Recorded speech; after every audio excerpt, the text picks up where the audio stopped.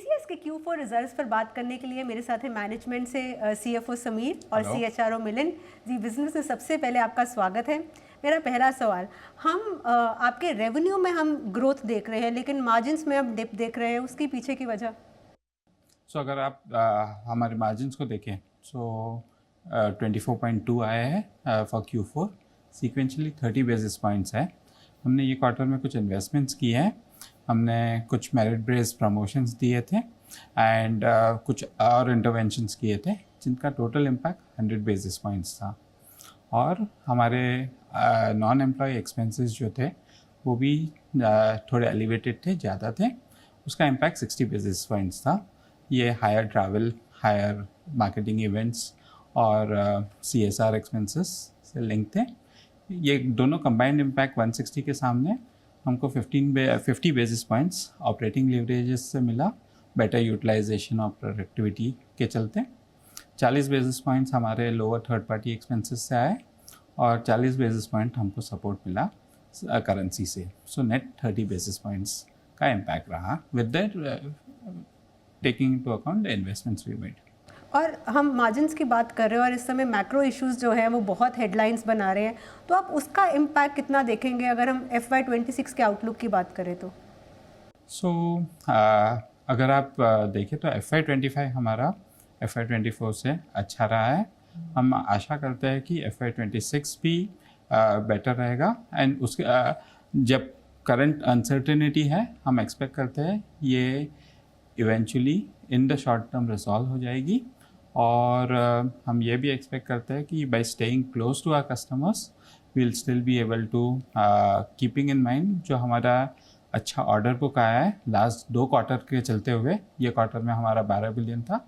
ये फैक्टर्स को चलते we still expect FY26 to turn better. और मिलन, आप ये जो टैरिफ वॉर और दूसरे इश्यूज जो चल रहे हैं, आप उसका इम्पैक्ट हायरिंग पर किस तरह देख रहे हैं? इस बार हायरिंग का आपका क्या आउटलुक रहने वाला है FY26 का? हायरिंग का, कैंपस हायरिंग का आउटलुक हम लोगों ने 42,000 हायर किए, ऑन बोर्ड किए FY25 में। हमारा number for FY26 will be either equal or little more than that number. तो कैंपस हायरिंग तो हमारा अच्छा ही चलेगा, अच्छा ही रहेगा। Market hiring will depend on the business situation as we always do. और हम लोग हायर हर जगह कर रहे हैं, हर जोग्राफी में कर रहे हैं, every country we hire. So I don't see any impact on hiring because of these current challenges. और हम TCV की अगर हम बात करें तो 39.4 बिलियन का, इसमें आपने ये भी कहा कि कोई बड़ी डील्स नहीं है, तो इसको क्या हम पॉजिटिव लें या इसको हम नेगेटिव लें कि कोई बड़ी डील्स नहीं है? तो इसको आप किस तरह से समझाएंगे या जस्टिफाई करेंगे? अगर ओवरऑल देखें तो बड़ी डील के ना चलते हुए भी अगर अच्छा TCV आता है, जैसे ये क्वार्टर का 12 बिलियन है, प्रीवियस क्वार्टर 10 बिलियन है, इज़ अ गुड थिंग। अगर उस पर अगर जनरली बड़ी डील्स जो लंपी होती है आ जाता है तो TCV इन्फ्लेट होता है एंड यूजुअली हमने 10 बिलियन प्लस TCV तभी किया जब बड़ी डील्स होती है। So without any large deals जब ये और मेगा डील्स जब 10 बिलियन का आ रहा है तो ऑर्डर बुक जो है, जो साइन कॉन्ट्रैक्ट्स है जो मिल रहे हैं वो ज़्यादा आ रहे हैं। So that definitely is a net positive that gives us better visibility. और इसमें AI का जो डील साइज है वो कितना होगा? हम वो पब्लिश नहीं करते हैं, बट ओवरऑल जो एंगेजमेंट्स है, कस्टमर का जो इंटरेस्ट है वो इंक्रीजिंगली बढ़ते जा रहा है। अगर हम देखें 6 महीने पहले वर्सेस नाउ, कस्टमर्स जो प्लान कर रहे हैं AI infusion into their various ecosystems and with in the enterprise, वो इंक्रीज ही होते जा रहा है। और मिलन, क्योंकि AI की डिमांड बढ़ रही है और आपका 39.4 बिलियन का TCV है, तो इसको मीट करने के लिए क्या हायरिंग आप ज़्यादा करने का सोचेंगे इस साल, या फिर आपने जो ऑलरेडी हायरिंग की है, जिनको स्किल्स दिए हैं AI की, उनका ज़्यादा इस्तेमाल करेंगे? आप इसका कैसे बैलेंस करेंगे? हायरिंग तो जैसा मैंने कहा वैसा ही होगा। हमारा digital hires obviously are in the last year we did 40% compare to 17% year before last. तो वो सब चेंजेस कर रहे हैं, लेकिन सबसे बड़ा हमारा जो डिफरेंशिएटर है वो हमारा खुद का इंटरनल टैलेंट डेवलपमेंट है। वो टैलेंट डेवलपमेंट के थ्रू ही हम लोग कस्टमर स्पेसिफिक स्किल डेवलपमेंट और even very specific new technology skill development पूरा state of the art infrastructure हमारे पास है, उसके थ्रू करते हैं और उससे हमको कंटिन्यूसली सक्सेस मिलते आ रहा है, वही चलेगा, वैसे ही चलेगा हमारा। अनसर्टनटी की बहुत ज़्यादा बात कर रहे हैं यहाँ पे, तो इस टीसीवी में जो आपने 39.4 बिलियन बताया, इसमें कौन से सेक्टर से आपको लग रहा है कि ज़्यादा डिमांड आ रही है, और जितने भी इश्यूज चल रहे हैं उसका इम्पैक्ट कौन से सेक्टर पे आप देख रहे हैं कि सबसे कम डिमांड आपको आ रही है?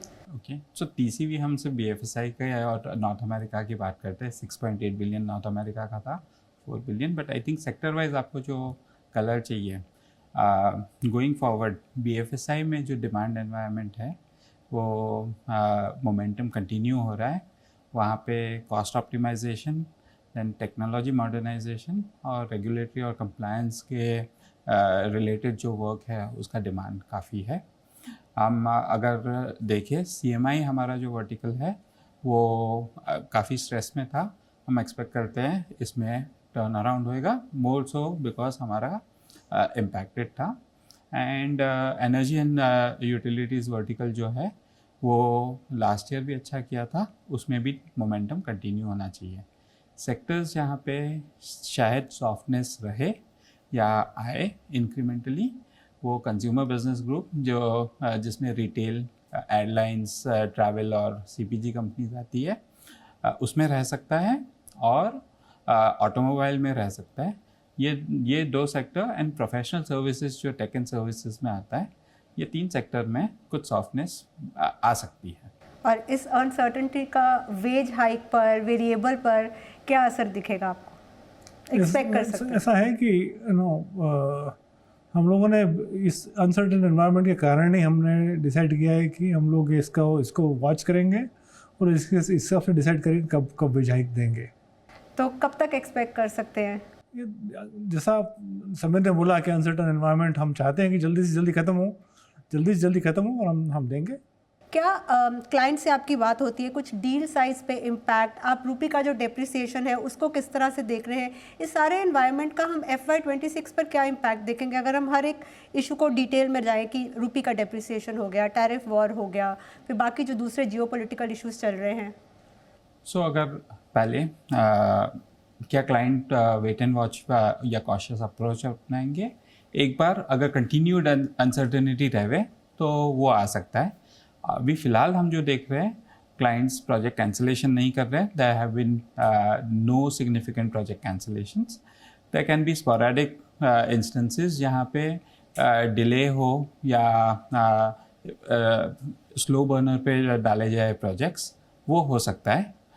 करेंसी अगर देखें तो थ्रू द लास्ट क्वार्टर काफ़ी वोलेटाइल रही है। अगर रुपी डॉलर को देखें, so from 86 levels it went almost till 88 rupees to a dollar, and then in the last 3 weeks it came down to below 85 at a point of time. So significant volatility है। हमारा जो hedging program है is structured to hedge short term volatility, and that should come into play. और discretionary जो expenditure है, आप उसको कब तक बढ़ाने का प्लान कर रहे हैं ताकि उसका इम्पैक्ट हम रेवेन्यू में देखें? हम हमारे जो इन्वेस्टमेंट्स है उनको कर्टेल करने का अभी कोई प्लान नहीं है। हम इन्वेस्टमेंट्स करेंगे, if need be we'll also look at cost optimization like we have done in the last 2 years to mitigate increases, but investment पे कोई कमी लाने का प्लान नहीं है। और BSNL डील की अगर हम बात करें, वो किस स्टेज पर है, और अगर ख़त्म होने की स्टेज पर है तो उसका हम इम्पैक्ट नंबर्स में कैसे देखेंगे?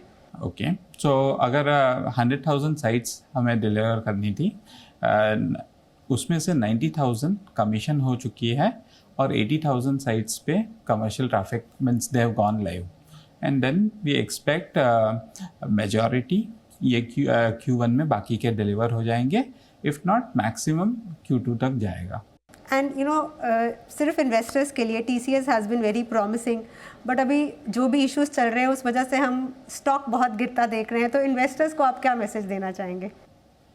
आई think overall we will stay committed to delivering growth with profitability, and our intent is to creating long-term shareholder value for all our stakeholders. And sir all for IT एस्पिरेशनल्स जो TCS को join करना चाहते हैं, लेकिन ये डर है कि पता नहीं मैक्रो इश्यूज़ की वजह से नौकरी मिलेगी, और अगर लेटर मिल भी गई है तो हायरिंग कब होगी, वो जो एक डर बना रहता है, उसको उस पर आप क्या कहेंगे? TCS को अभी टॉप एम्प्लॉयर सर्टिफिकेशन मिला है 10th year in a row. We are the number 1 company in LinkedIn for best company to work for. ये सब चीज़ें देखने के बाद लोगों को डेफिनेटली ये दिखता है कि ना, और कौतूहल होता है उनमें कि क्या सीखने को मिलता है TCS में, और वो हम कंटिन्यूसली बच्चों को बताते रहते हैं, और वो बताने से उनका एनर्जी आती है और ज्वाइन करते हैं हमको, और वो कंटिन्यू करेंगे, हम लोग और अच्छा करेंगे ज़्यादा. तो कहीं कोई रोड ब्लॉक नहीं देखते? कहीं नहीं, कोई रोड ब्लॉक नहीं. तो चलिए, हम भी ये चाहते हैं कि FY26 बहुत फ्लाइंग कलर्स वाला हो आपके लिए. हमसे बात करने के लिए बहुत बहुत शुक्रिया. Thank you so much.